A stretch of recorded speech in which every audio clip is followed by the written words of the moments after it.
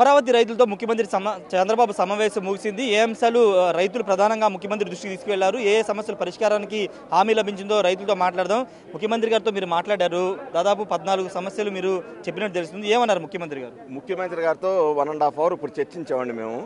ముఖ్యమంత్రి గారు అమరావతి రాజధాని రైతుల సమస్యలు ఫస్ట్ ప్రయారిటీలో చేస్తామన్నారు. అమరావతి రైతులను మర్చిపోయేది లేదు, వాళ్ళ త్యాగాలను గుర్తిస్తాం, వాళ్ళ సమస్యలన్నీ తీరుస్తామన్నారు. పెమ్మసాని చంద్రశేఖర్ గారు కేంద్ర మంత్రి నారాయణ గారితో ఎమ్మెల్యే శ్రావణ్ కుమార్తో కమిటీ వేసి ఆ కమిటీ త్వరగతిగా రైతులతో మాట్లాడి సమస్యలన్నీ తీరుస్తాము. ఏదైనా కాకపోతే ముఖ్యమంత్రి గారు నిర్ణయం తీసుకుంటా అన్నారు. మేము చాలా తృప్తి చెందాము. ముఖ్యమంత్రి గారి నమ్మకంతో మేము ల్యాండ్ పూలింగ్కి ల్యాండ్ ఇచ్చాము. ఫర్దర్గా ముఖ్యమంత్రి గారు ఏది చేసినా మేము అమరావతి రాజధాని రైతుల తరఫున పూర్తి సహకారం ఇస్తా అన్నాము. అది 100% పూర్తి సహకారం ఇస్తాం అమరావతి రైతుల తరఫున చంద్రబాబు నాయుడు గారికి. ఆయన నమ్మి భూములు ఇచ్చాము. ఆయన ఎప్పుడైనా మా మంచి కోరుకుంటాడు.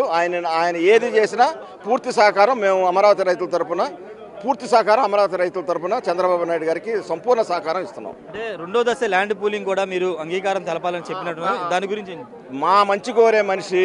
ఆయన ఏది చేసినా సెకండ్ ల్యాండ్ పూలింగ్కి వెళ్ళినా ఏది చేసినా మేము పూర్తి సహాయ సహకారాలు చంద్రబాబు నాయుడు గారికి ఇస్తాం. ఆయన మా మంచి కోరతాడు కాబట్టి ఆయనకి ఎప్పుడు మేము రాజధాని రైతులు ఆయన వెనకాల ఉంటాం. సార్ మీరేం చెప్తారు సార్? మీరు అన్ని సమస్యలు ఈరోజు పరిష్కారం హామీ లభించిందా? మేము రాజధానిలో ఉన్నటువంటి రాజధానిలో డెవలప్మెంట్ యాక్టివిటీలో మాకు ఎటువంటి అనుమానాలు లేవు. ప్రభుత్వం సిఆర్డీఏ వాళ్ళు చాలా త్వరితగతిన రాజధాని నిర్మాణాలు కానీ వాటిని చేస్తున్నారు. కొంచెం చిన్న వర్షాల వల్ల ఆటంకం వచ్చినా కూడా లేట్ అయినా కూడా ఇవాళన్నీ కూడా సక్రమంగా జరుగుతున్నాయి. దాటి గురించి మాకు ఎటువంటి అభ్యంతరం లేదు, ఎటువంటి ఇది లేదు. మేమందరం చాలా హర్షం వ్యక్తం చేస్తున్నాం. కాకుండా అంటే రైతులకు ఉన్నటువంటి కొన్ని సమస్యలలో కొంత కమ్యూనికేషన్ గ్యాప్ తోటి ఉన్నాయి కాబట్టి వాటిని పరిష్కరించమని అడిగాము. దాని మీద సీఎం గారు సానుకూలంగా స్పందించి ముగ్గురితోటి కమిటీ వేశారు. ఎంపీ గారు, ఎమ్మెల్యే గారు, నారాయణ గారితో కమిటీ వేశారు. దాంట్లో కమిషనర్ గారు ఉన్నారు. వాళ్ళందరి సహకారంతో అన్ని సమస్యలను సాల్వ్ చేస్తాము, క్లియర్ అయిపోతుందని చెప్పారు. మేమందరూ తృప్తి చెందాము. ఆ సమస్యలన్నీ కూడా మా మధ్యలో ఉన్న సమస్యలు తప్పితే రాష్ట్రానికి వేరే వాళ్ళకి ఎవరికి ఇబ్బంది కలిగించే కాదు. మా సమస్యలన్నీ కూడా క్లియర్ అయిపోతాయి. కొద్ది రోజుల్లో టైం బౌండ్తో అన్ని కూడా క్లియర్ చేస్తామని హామీ ఇచ్చారు. అన్ని సమస్యలు సానుకూలంగా స్పందించారు. మరొక రైతు ఉన్నారు సీఎం గారితో మీటింగ్లో. సార్, అంటే మీరు మొదటి నుంచి ప్రభుత్వం వచ్చిన తర్వాత ముఖ్యమంత్రి గారితో భేటీ జరగాలి, ముఖ్యమంత్రి గారు చెప్పుకుంటేనే మా సమస్యలు పరిష్కారం అవుతున్నాయి చాలా సందర్భాల్లో చెప్పారు. కొంత అసంతృప్తి కూడా చెందినటువంటి ఈ రోజు ముఖ్యమంత్రి గారితో మాట్లాడారు. మీకు ఎలాంటి నమ్మకం కలిగింది? హామీలకు సంబంధించి ఏం చెప్పారు పరిష్కారం? అంటే ముఖ్యమంత్రి గారిని కలవాలని ఎందుకు అంటా ఉన్నామంటే, ఎందుకంటే చిన్న సమస్యలు గ్రామ కంటాలు అవి కూడా 1.5 సంవత్సరం అయినా ఇప్పటివరకు పరిష్కారం కాలేదు కాబట్టి మేము కలవాలన్నాము. ఆయన సిఆర్డీఏ కార్యాలయం ప్రారంభోత్సవం రోజే ముగ్గురిని కమిటీ వేశారు. అంతకుముందు వరకు ఆ కమిటీ వేశారు. మేము దాని తర్వాత మొన్న 17వ తేదీ కూడా ఒక సమావేశం కూడా పెట్టుకుని 29 బహుశా అనుకోవటం కూడా జరిగింది వాస్తవానికి. కానీ 18వ తేదీ సిఆర్డీఏ కార్యాలయంలో ఆర్కిటెక్చర్ గైడ్ లైన్స్ మీద మాకు సమావేశం రోజు కొంత క్లారిటీ ఇచ్చారు. అప్పుడు కమిషనర్ గారు మేము ఈ ముగ్గురితో కమిటీ సమావేశం అయ్యాక మేము పిలుద్దాం అనుకున్నాం అని వాళ్ళు ముగ్గురు కూడా కూర్చొని, అంటే పెమ్మసాని చంద్రశేఖర్ గారు కానీ, నారాయణ గారు, శ్రావణ్ కుమార్ గారు, వాళ్ళ ముగ్గురు కమిషనర్ గారు, అడిషనల్ కమిషనర్ గారితో కూర్చొని వాళ్ళందరూ చర్చించాక దాని తర్వాత ఈరోజు మమ్మల్ని పిలవటం జరిగింది. ముఖ్యమంత్రి గారు రాకముందే అసలు సమస్యలు ఏంటనే దాని మీద మాతో విపులంగా చర్చించడం జరిగింది. దాని మీద గ్రామ కంటాల కోసం మామూలుగా కలెక్టర్ గారిని కూడా ఇప్పుడు ఇంక్లూడ్ చేసి దాన్ని త్వరలోనే పరిష్కరించమని కూడా ముఖ్యమంత్రి గారు చెప్పడం కూడా జరిగింది.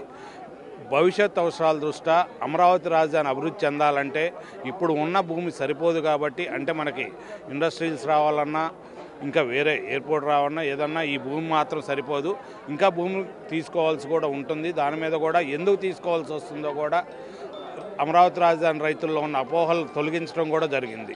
ఈరోజు ఆ తొలగించడంతో అందరూ ఎంతో కొంత ఈ అమరావతి అభివృద్ధి చేసేదానికి నారా చంద్రబాబు నాయుడు గారు కృషి చేస్తున్నారని చెప్పి అందరూ కూడా ఆశిస్తూ ఉన్నారు. మహిళా రైతులు కూడా ఈరోజు ముఖ్యమంత్రి సమావేశంలో పాల్గొన్నారు. వాళ్ళే సమస్యలను ముఖ్యమంత్రి దృష్టికి తీసుకెళ్లారు తెలుసుకుందాం.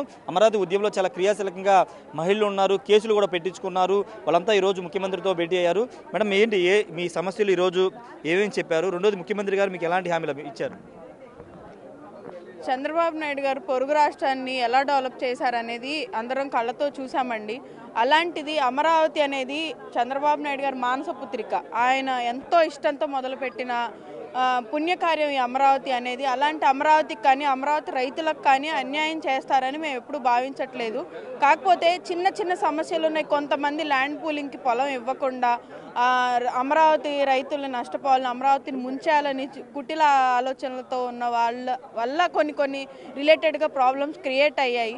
అలాంటి వాటన్నిటినీ కూడా సార్ట్అవుట్ చేయమని ముఖ్యమంత్రి గారు 3 మెన్ కమిటీని ఏర్పాటు చేయడం జరిగింది. ఎమ్మెల్యే గారు, ఎంపీ గారు, మినిస్టర్ గారితో.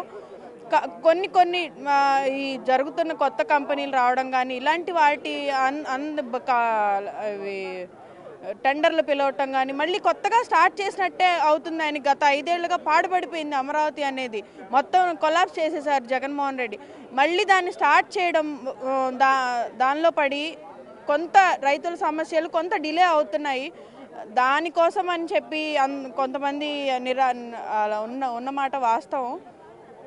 దాన్ని కూడా సార్ట్అవుట్ చేయడానికి కోసం ఈరోజు చంద్రబాబు నాయుడు గారు 3 నెలలకు ఒకసారి నేను రైతులకు అందుబాటులో ఉంటాను, నెలకు ఒకసారి 3 మెన్ కమిటీ రైతులతో సమావేశం అయ్యే విధంగా ఈరోజు మాకు హామీ ఇచ్చారు. మీ సమస్యలన్నీ త్వరలో పరిష్కరిస్తాను, నన్ను నమ్మండి, మీకు అన్యాయం చేయను, అమరావతి రైతులకు కానీ అమరావతికి కానీ అన్యాయం చేయను, అలా అన్యాయం చేస్తే నేను అన్యాయం చేసుకున్నట్టే అని మాకు ఈరోజు ఆయన హామీ ఇవ్వడం జరిగింది. ఇప్పుడు ఇక్కడ అమరావతి డెవలప్ చేయడానికే కదా సెకండ్ ఫేజ్ ల్యాండ్ పూలింగ్ అంటుంది.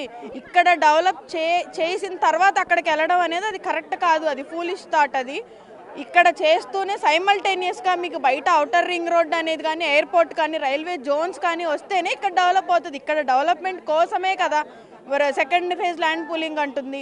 అది ఆయన ఈరోజు మాకు వివరించారు. మాకు ఎప్పుడో అర్థమైంది, కొంతమందికి ఎవరికైతే అర్థం కాలేదో వాళ్ళందరికీ కూడా ఇవాళ అర్థమైంది. అందరం ఏకగ్రీవంగా సెకండ్ ఫేజ్ ల్యాండ్ పూలింగ్ కరెక్టే అనేది ఏకగ్రీవంగా మేము కూడా అందరం కూడా యాక్సెప్ట్ చేయడం జరిగింది. Thank you. ఖచ్చితంగా రైతుల్లో కొంత అపోహలు, అసంతృప్తి మాట వాస్తవం. ఈరోజు ముఖ్యమంత్రి సమావేశం తర్వాత అందరూ కూడా ఒక స్పష్టమైన నిర్ణయానికి వచ్చారు. ముఖ్యమంత్రి కూడా చాలా స్పష్టంగా అన్ని హామీలు నెరవేరుస్తామని చెప్పారు. ప్రతి 3 నెలలకు ఒకసారి రైతులతో ప్రత్యేకంగా మాట్లాడతాను, త్రిసభ్య కమిటీ ప్రతి నెలకు ఒకసారి మాట్లాడుతుందని కూడా చెప్పినట్టు తెలుస్తుంది. రెండో ఫేజ్ సంబంధించినటువంటి భూసేకరణకు సంబంధించి, భూ సమీకరణ సంబంధించిన విషయంలో ఇక్కడ రైతులు కూడా సానుకూలంగా స్పందిస్తున్నటువంటి పరిస్థితి కూడా ఉంది. Camera person Vasanath, Rajesh, big TV, Amaravati నుండి.